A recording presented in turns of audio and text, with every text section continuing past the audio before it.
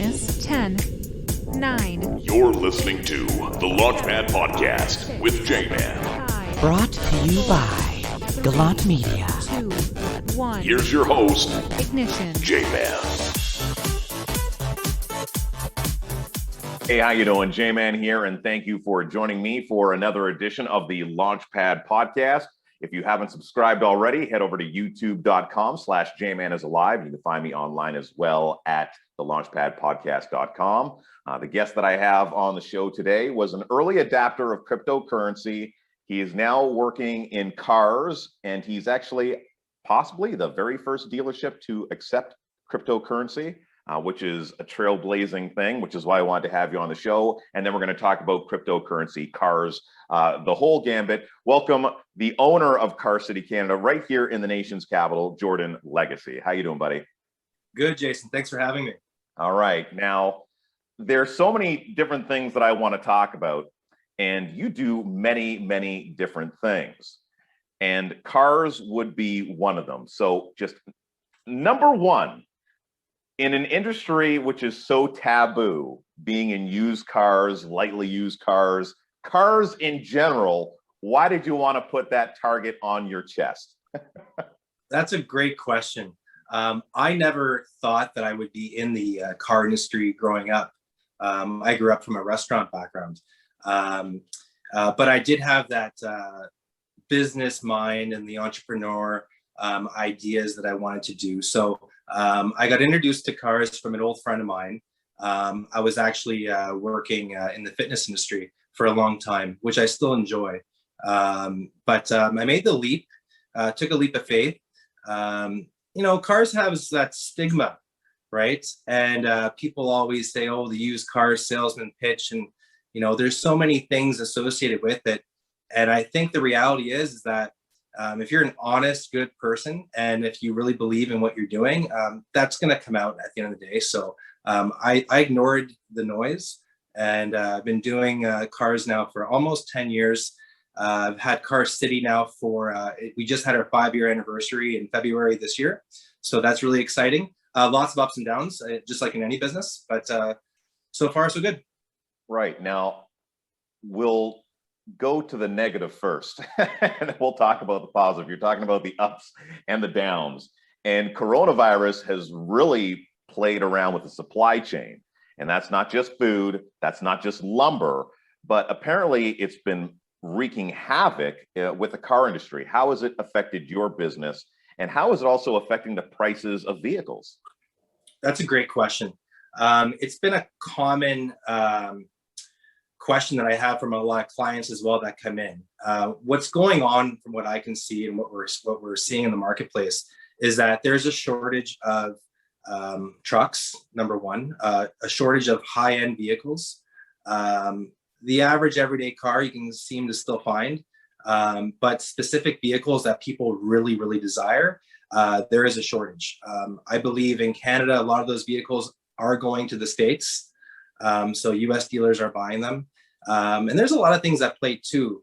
If a lot of people were not shopping for newer vehicles at, let's say, a franchise store, then there wasn't as many trade-ins that were coming in. And then the trade-ins get filtered down through the dealer auctions through to our hands as a small dealer. So there's been definitely a trail of events that have happened in the industry, which has raised prices. So, if you were looking for a vehicle maybe, year and a half ago, and you saw it was 10,000, and now it's still 10,000 or maybe even 11,000. Mm-hmm. It's kind of, people are like, that's odd, but that's what's going, and we've had to make adjustments. But overall, the industry is still working. It's just there was a little bit of a pause on inventory, and there still is. Like I used to carry 40 to 50 cars, which isn't that big of an inventory, but it's big enough for a used dealer. And we're carrying 20 to 30 just because I'm not going to purchase vehicles that I think are not going to resell. I still want to get the best price for my clients. So I'm just being very careful. Right. Okay. So before we jump into the crypto element of what you do, I want you to give me one or two do's when you're stepping onto a used car lot or a car lot in general, and maybe a don't. So I'm asking you to be really Right. transparent. Okay, you're like the magician. You're not supposed to tell people your tricks, but you're just going to pull the veil off a little bit because Sure, you're a sure. trustworthy So, individual. so I'm a client going to a used dealership. Yes. Okay. So most car salespeople, they're just friendly people like anybody else. Just tell them exactly what you're looking for. Be honest with your salesperson on maybe your past credit situation, so that we know how to help you if we do find the right vehicle for you. And the one thing is, don't be shy to not say you have a trade-in. I see it a lot where customers, they'll test drive cars, they'll spend an hour with us, all these things, we go over numbers, and then it's like, oh, by the way, I have a trade. And it's, I know it's like an old trick that people are told, don't tell the salesperson you have a trade-in until, but at the end of the day, if you do that, you're coming from a place where maybe you're trying to be dishonest, and that's actually going to hurt the sale. Right. So what about the way that you're dressed when you go to a dealership? Does that play a role? I always think it does. Like, I always like to dress for success. I think it's important. Go in there, make sure you're putting your best face forward. It shouldn't affect on how you're dealt with. Like the dealership, the salesperson should always treat people with respect. But I think it goes a long way. Okay, and the last one, in regards to, there's always people shopping around for cars.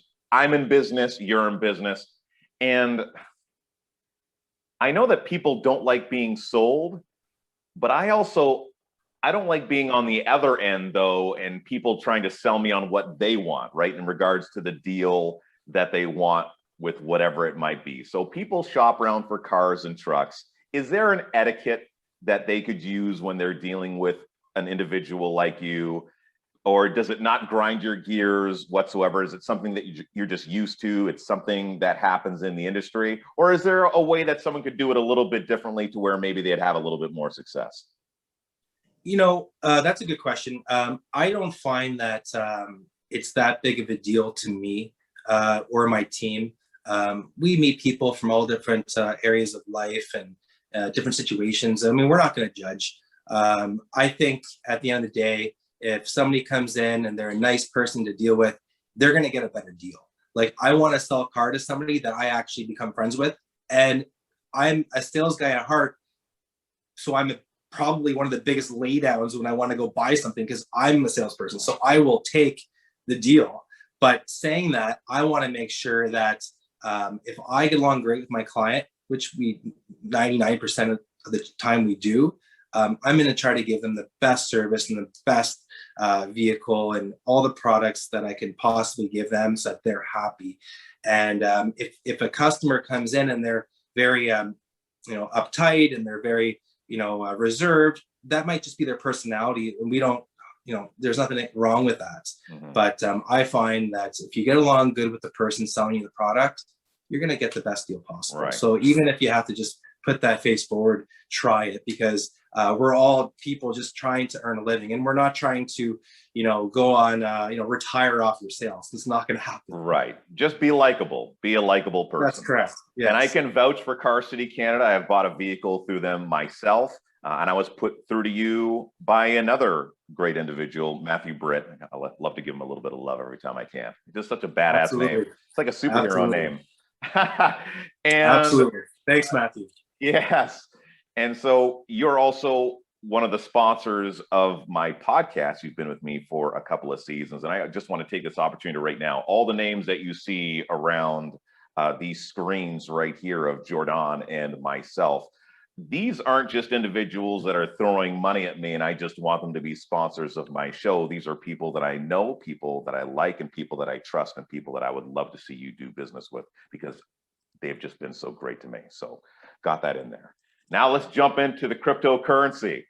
So you were an early adapter of cryptocurrency. Tell me about that moment that somebody told you about Bitcoin and you didn't say, get the fuck out of here.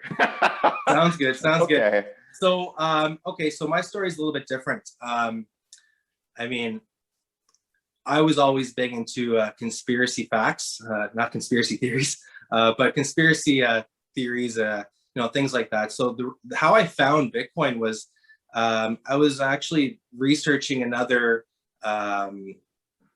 another topic that I have interest in. So I was actually looking up extraterrestrials and UFOs, and I happened to go onto a website to do that. And then from there was other topics, which I happened to click on this link. And when I read about it, I thought, wow, that's pretty interesting.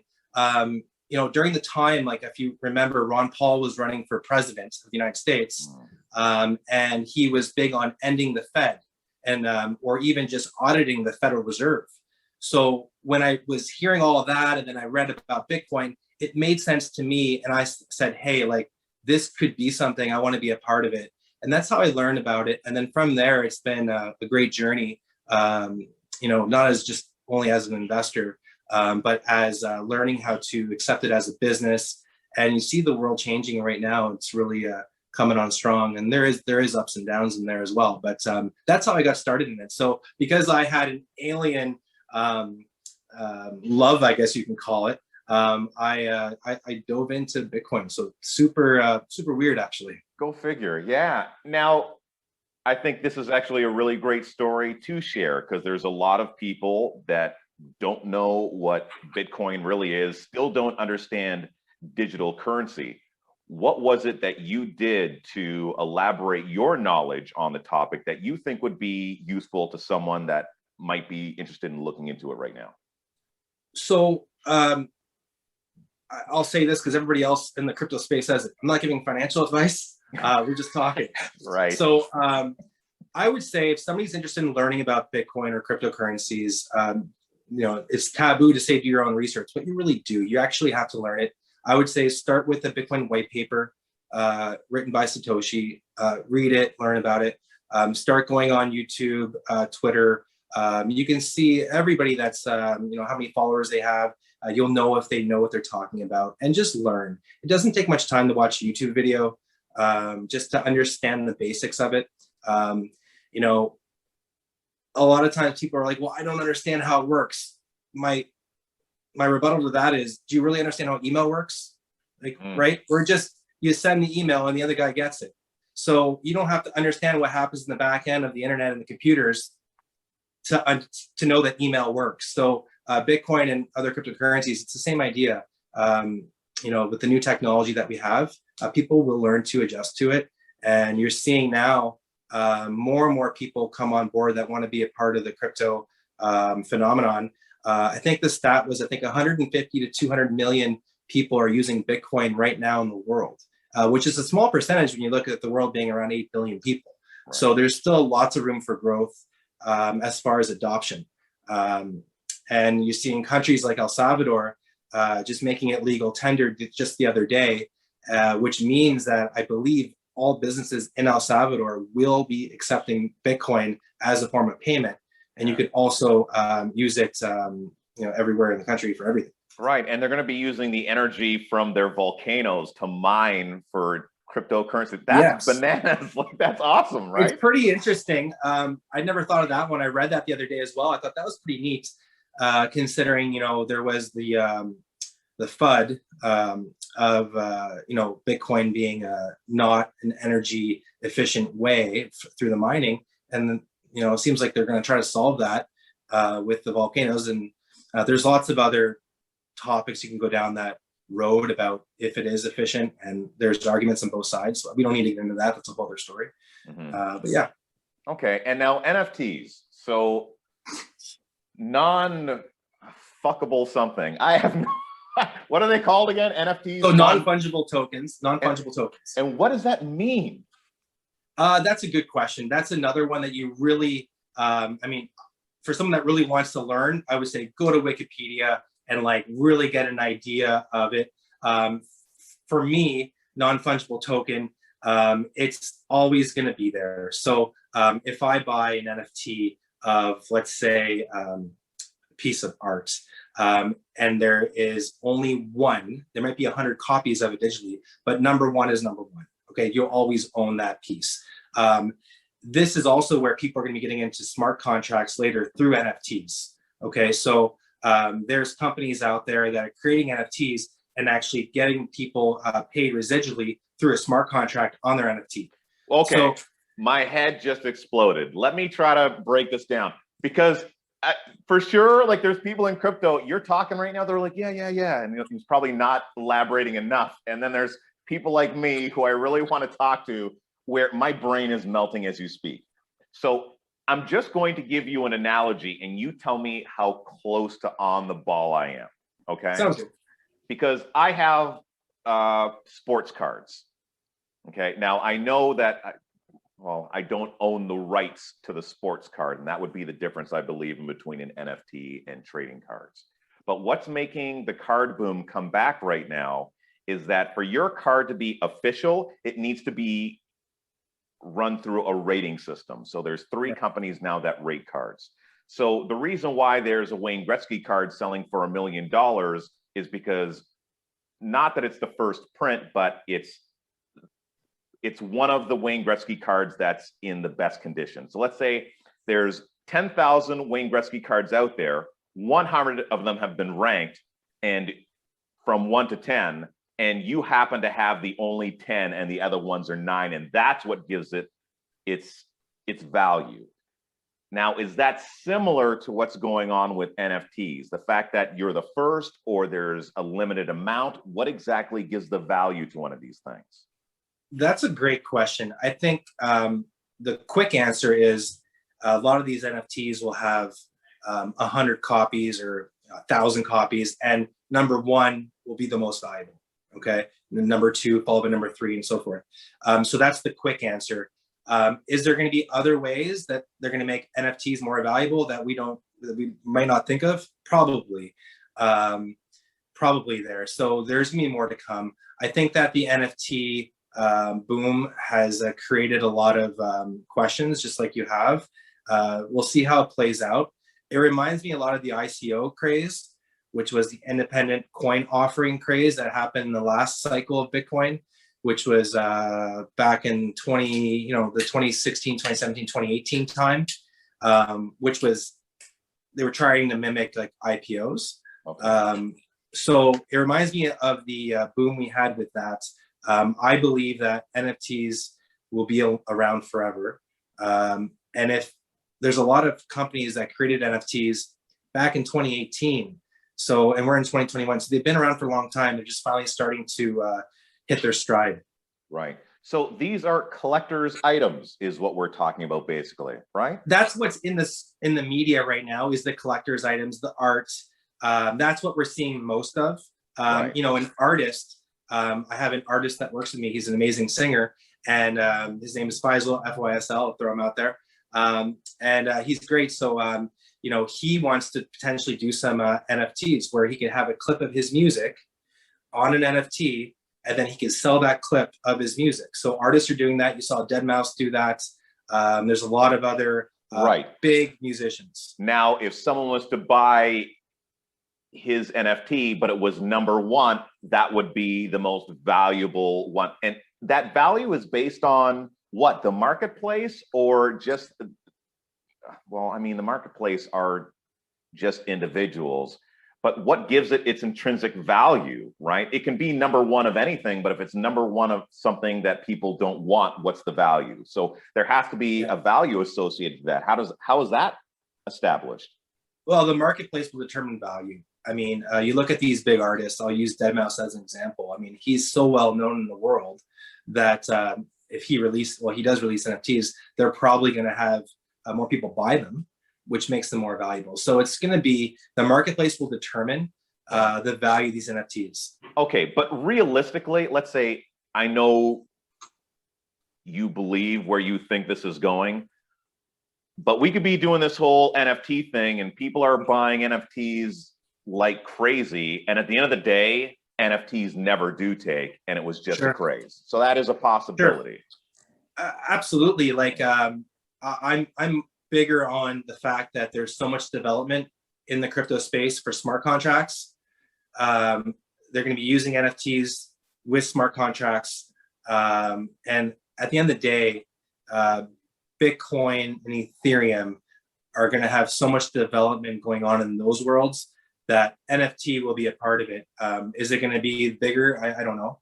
No. But to me, I still, I compare it to the ICO craze.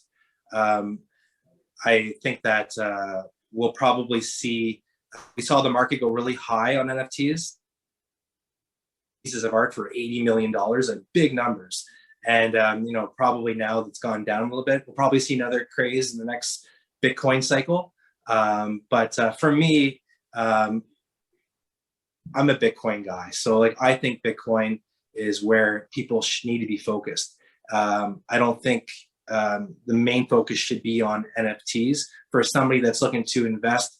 But if they want to dabble in it, go ahead. That's just my opinion. Okay. It's so interesting because there's so many people out there that collect coins, they collect stamps, collect cards, collect comic books. I remember when I was a kid, God, I think as we get older, sometimes we get dumber and we take far less risk. I don't know. But I remember just picking up a whole bunch of comics. Every once in a while, I just go to a comic book store and I just buy something that looked cool. And go figure, I buy this Infinity War comic forever ago. And I didn't even make the connection that I had it. It was just the Infinity Stone movies were out, like the Avengers and all that kind of stuff. I happen to be looking through my comic books and I see like, the Gauntlet and all that kind of stuff. And I'm like, oh, holy shit. Like, I have the original comics in which these movies were based off of, and they're, worth a bunch of money, not Bitcoin money. So no one comes try and rob my house. But it's really neat to see how just kind of spending a couple of bucks here and there could have a huge payoff. And if it's something that you enjoy, then why the heck not, right? Absolutely. I think that becomes like with the NFT phenomenon, it's a collection too. You can build yourself a nice little collection, and who knows what's going to be like. Maybe they will be worth that, so valuable in the future. We just have to wait to see. But at the end of the day, I mean, if these are just, think about it as collectibles, and if have some fun, and sure. At the end of the day, you're left with the things that you enjoyed, and there's a story to them. Yeah, for sure. I mean, like one thing I thought about doing, and maybe we'll do it, is I sell a Honda Civic, right, to a client that I could make an NFT for that Honda Civic to sell them or to give to them as a gift. And then if they sell the Civic, they can move the NFT to the new owner later. And then that follows the car. So you can do things like that. People are doing it. There's lots to do. Okay, so I want to get back into you accepting crypto at the dealership. I mean, it makes sense now. We kind of understand the story. But I remember you telling me about one of these NFTs. So you're involved in a cyber world, and then you're in the real world. And this is so mind-boggling. And I've been doing a lot of research myself, trying to understand it so I can have like half-ass rational conversations with individuals such as yourself. Sure. But you were renting out vehicles in cyberspace in a different, like, just finish it off for me, because I'm not going to be able to say it. So there's different virtual worlds now in the digital world. So in cyberspace, where I believe, it's happening now, but I believe that the future will be people will wake up, they will log into their computer, they will be part of a virtual world, and there's many out there right now. They will have a job in the virtual world where there may be a casino manager. There's something in there, an executive of some company in the virtual world, and they'll put their goggles on, their VR glasses, and they'll have a full life in the virtual world, get paid in digital currencies. Then they will cash it out into Canadian, US dollars, euros, wherever it might be, or maybe Bitcoin, and then they go to bed. And I see that happening. Is it 5 years, 10 years, 15, 20? I don't know, but I see it happening. So I wanted to be a front runner. So I just decided to dabble with some virtual worlds. And so I buy some. You're buying the one that I'm with. I don't want to plug it because I don't want to make it look like I'm giving advice on it. But the one that I'm with, maybe some crypto people would figure it out. You buy virtual NFTs that actually pay you residual money in their token. And then in the virtual world, when it opens, people will be using those tokens and to use the assets to actually earn money in the game. Right. So in this virtual game, I need to get from point A to point B, and I can rent one of your vehicles to get me there. Correct. Like, does this happen in real time? Like, I need to get into a virtual vehicle, and then I have to I have to sit That I in it don't know. for- I mean, like that with that virtual world, they're not at that part of their world yet, so it's still at the building stage. So Right. I don't know how it's going to work, but yes, it would be something. Wow, that is just mind melting. And There's a lot out there as far as so many different projects and crypto things. And like I said before, like, you know, get involved a little bit, learn about things, because we don't know where the future is going. At the end of the day, though, I still am a firm believer. And that's the reason why I'll go back to your previous question about why we take Bitcoin as a payment, is because I believe that the world is going that way. So we started taking Bitcoin as payment in 2016. No, we don't have customers coming in every day saying, well, here's my Bitcoin, I'm going to buy a car. Yeah. Especially in the bull cycle, we don't see people wanting to sell Bitcoin, but we have done a few transactions where people use Bitcoin and we convert it to Canadian dollars. You know, taxes are being paid, everything's normal. We treat it as cash. And then that's it. So it gets people excited that they can actually use their Bitcoin for transactions. And you're seeing it now all over the world. People are buying real estate with Bitcoin, and you know, it's going to go a long way. So I wanted to be the first dealership in Canada. I think I am. You know, I opened February 2016. So Right. yeah. Now, without giving financial advice, what has you tickled fancy right now in the digital currency world? There's a one that you really like? I mean, there's some out there that I think have a lot of potential to have great gains. I think that before anyone even starts talking about a specific cryptocurrency besides Bitcoin, people need to start to realize that Bitcoin runs on a halving cycle. And until someone really understands that, you know, without giving financial advice, if you don't understand the halving cycle properly, you might buy at a time where you think you're buying a good price, but really you're not. So people should be very careful with that. It's not a joke. In the last halving cycle, I've heard, you know, we heard horror stories of people, you know, remortgaging their home, putting it into Bitcoin. And if they're not careful, you know, they were in the red for a few years before the next cycle came in. So, or they may be sold and they lost. So it's tricky. I don't want to say I believe in this certain coin or company, because really Bitcoin's the king of the crypto world, followed by Ethereum. That's pretty much fact. Right. So. Okay. We'll leave it at that. Now I see this fancy little plaque over your shoulder right there, that baby blue. Yes. 2020. I believe you have a 2019 one there too. Yes. Yeah. And that's an award from Car Guru. Yeah, that's a word from Car Gurus. We've been with them a long time. They've been great. A lot of customers. I advertise my cars on their website, and then people can leave reviews on their website as well, and that's how we qualify. We have to have good inventory and, you know, the proper, you know, that we run our dealership the proper way, and it goes a long way. It's nice to have good positive feedback like that.